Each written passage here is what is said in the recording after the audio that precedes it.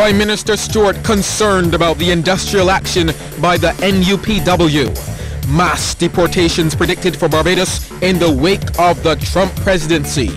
And coming up in sports, the Windies take the early lead in the Tri-Nation Series. The CBC Headline News, brought to you by Digicel, Barbados' fastest 4G network.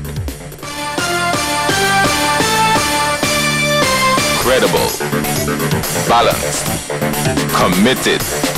This is the CBC Evening News.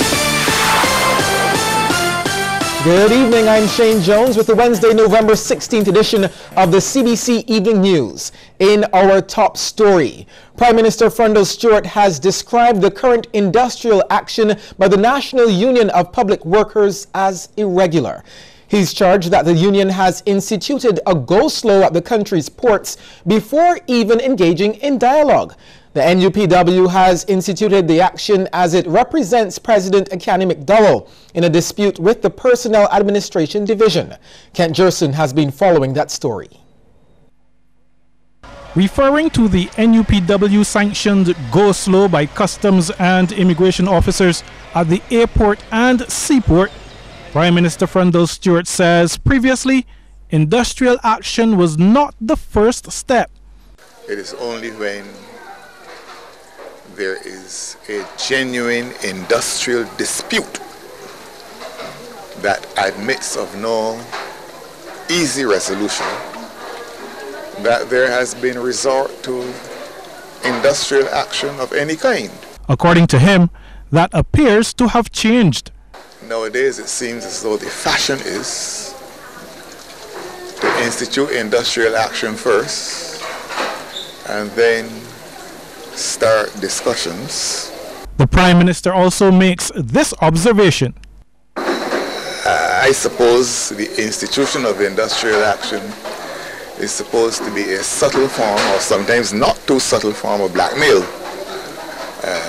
of the employer, be that employer the government or an employer in the private sector. He adds, since the country cannot afford the instability and uncertainty which come with such an approach, changes to the industrial relations system may become necessary.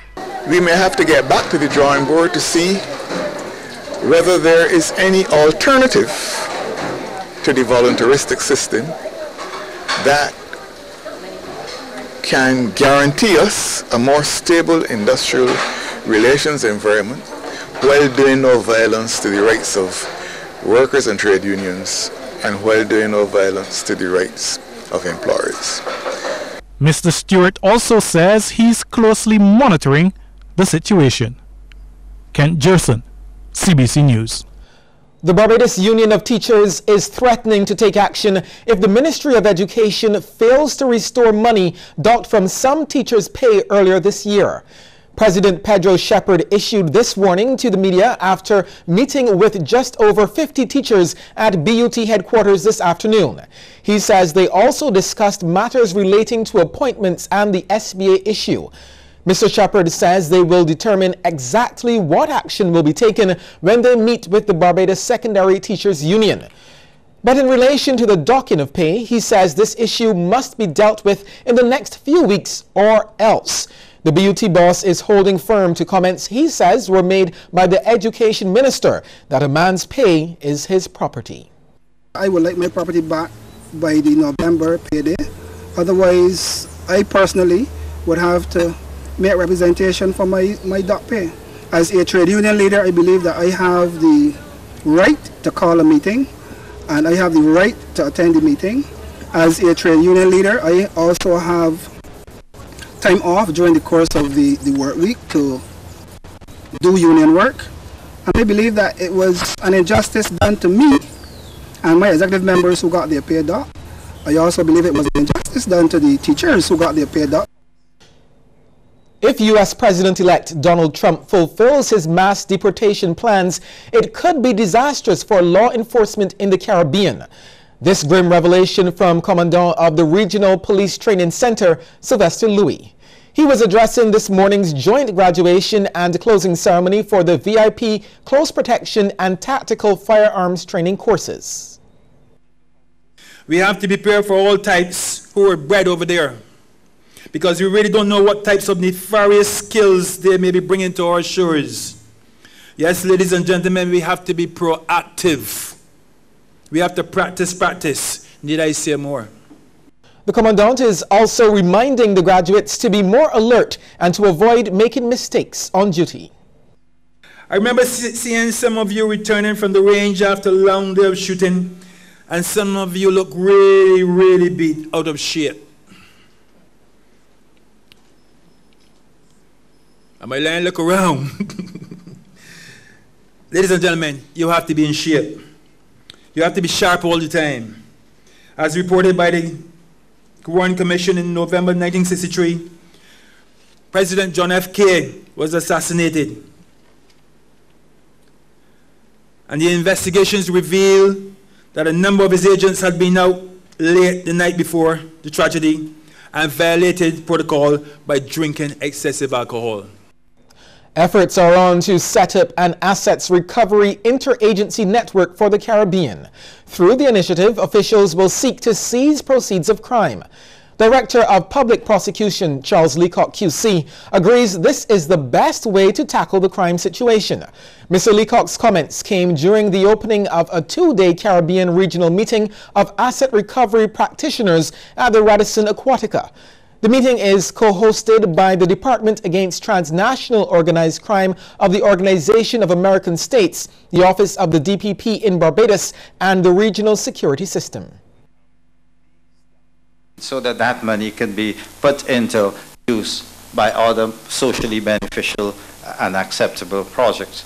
So the idea or the concept of confiscation is not something that is new or is something that has to be anyone has to be persuaded on. What has to be discussed is how do we operationalize the confiscation regimes that are legally incumbent upon us and that we have actually effected so that we can get the maximum benefit out of it. Chief Justice of Barbados, Sir Marston Gibson, supports the venture. Now, he highlighted the case of Al Capone and the great train robber Ronald Biggs. On the latter, he says Barbados was drawn into that case in a small way. He had not come here from the UK. He had come here from, I think it was Brazil. Right. It came from Brazil, and we did not have an extradition. Brazil was not one of the countries in our extradition act. The Schedule of Rights Extradition Act named the countries with whom we had extradition relationships. Brazil was not one of those countries, so we had to let him go. OAS representative to Barbados, Ambassador Francis McBarnett, is advising Caribbean countries not to give in to the criminal networks. He says a majority of jurisdictions have proceeds of crime legislation but rarely use it. In many Caribbean countries, no assets, I repeat, no assets have been confiscated. We are therefore allowing criminals to retain the vast profits from their illegal activities and thereby affording them the opportunity to invest in further criminality. From the medical to the industrial fields, Carib Supply has not only helped sustain life, but through its products, it has helped build and shape Barbados pre- and post-independence. And in this, our Golden Jubilee, the company has shown its commitment to Barbados by partnering with the Caribbean Broadcasting Corporation and its Guardians of the Heritage Initiative. Several members of staff were on hand to witness the raising of the 47th Barbados flag outside of the Cbc. Group Marketing Officer Erin Monlouis says Carib Supply is standing by Barbados. As a regional company fully Barbadian owned and as a manufacturer and supplier of industrial gases, we are proud of the role we've played in the nation's industry for the past 60 years. Carib Supply has also been associated with the health of the nation as a supplier of medical gas and remain committed to do so. In the milestone of 50 years, we say, Happy Independence, Barbados! Producer-presenter at CBC, Cassandra Crawford, says Carib Supply's record falls in line with its slogan. As their ad says, my Carib Supply. And you know, Carib Supply has been servicing Barbados and the Caribbean for more than 50 years, some 60 years, and certainly here at the CBC, we are happy and grateful to have you as partners for the Guardians of the Heritage Initiative. We want to say thank you and wish you continued success servicing the industrial and medical industries. You are doing a fantastic job. Continue to be guardians of our heritage. Okay, we'll take a short break here and come back with more news.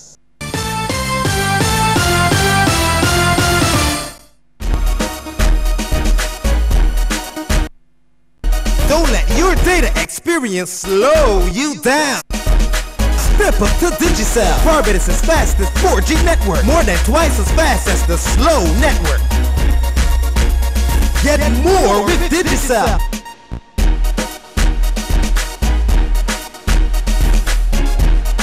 Digicel, the fastest 4G network in Barbados. Dial *153# to sign up to Digicel today.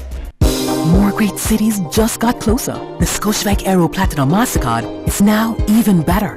Fly to New York, Miami, Orlando, and Fort Lauderdale with just 20,000 Scotia points. With your new Scotiabank Aero Platinum MasterCard, you'll receive a welcome bonus of 10,000 Scotia points so you can enjoy the cities you love most sooner than ever. Apply today. Call 426-7000 or visit your nearest branch.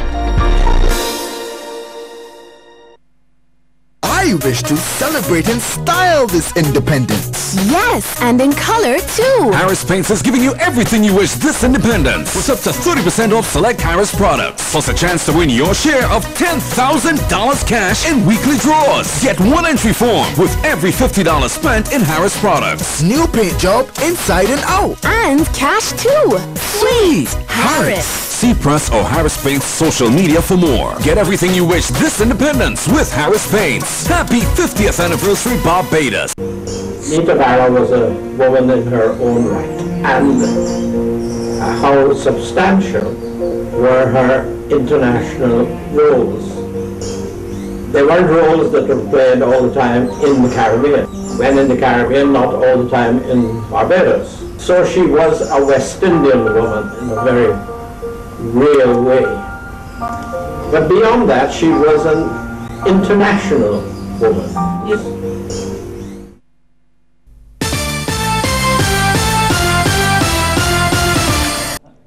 In the upper house, there was a fresh call for serious stock taking on productivity in Barbados as the country approaches 50 years of independence in 2 weeks' time. It came from a leader of government business in the Senate, Senator Maxine McLean. Now, she's worried that while Barbadians have become better educated, they've at the same time also become less productive. She expressed her concern as she led off debate on a resolution congratulating Barbados on its Golden Jubilee and hailing all Barbadians in making the achievement possible. I would argue, Madam President, that it is not for government or the church alone or school, meaning the principal and the teachers, but for at the family unit and at the individual level that we need to take stock and ask ourselves, as we celebrate, because we have a lot to celebrate, how do I assess myself, how do I assess my community, how do I assess my society, my country, in a way that would allow us to identify what we need to do to improve on and to continue to build. The Foreign Affairs and Foreign Trade Minister is also concerned about efforts in some quarters to debase and politicize the 50th anniversary independence celebrations. It has upset me that as we sought and are seeking to ensure that this seminal moment that is our 50th anniversary is recognized as a critical landmark, we have persons who are basically seeking to debase the whole process, to politicize it and so on. And that I find is unfortunate, and therefore my need to spend some time to talk about these. Minister in the Prime Minister's office, Senator Darcy Boyce, says the social partnership is vital to Barbados. He wants the country to guard against any attempts that threaten its existence. And God is through 1993. It is recognized worldwide as being a Barbadian institution. All its principles are adopted in the ILO. We must not let foolishness interfere with that mechanism, and because if it interferes with that mechanism, it is going to interfere with the viability and the future of this country. Senator Boyce says governments of Barbados have been taking risks for the betterment of the country over the years. He says examples include the construction of the Hilton Hotel and establishing a national insurance scheme. Independent Senator Alwyn Adams, during his contribution to the debate, called for a new funding model for the university education in Barbados. That while the students ought to be asked to pay something because the cost of the expansion of education have outstripped the ability of the taxpayers to pay, but that we have a duty to come up with a new funding model which will be a win-win situation for the students and for the government and for the economy as a whole. And I don't think that we have yet come up with that model. So I hope that in future discussions we may be able to do that. Senator Adams also wants greater focus placed on developing TVET education in the future. An opposition senator has criticized the Golden Jubilee Independence celebrations as being too political. Wilfred Abrams also says the celebrations do nothing to leave a lasting legacy for Barbadians. In his contribution to the post-lunch session of the debate, Senator Abrams said the money spent on the activities could have been used to buy garbage trucks. He also is not convinced the planned cleanup campaign as part of the celebrations will be enough to get rid of what he calls the excessive overgrowth of bush around the island. Mr. Abrams says Barbados needs a reboot to try to recapture some of the moral values that guided Barbadians' actions in the past. Its track record in the development of culture stands undisputed since it was created through an Act of Parliament in March of 1983. Since then, the National Cultural Foundation has actively played its part in developing cropover, the arts, dance, and many other forms.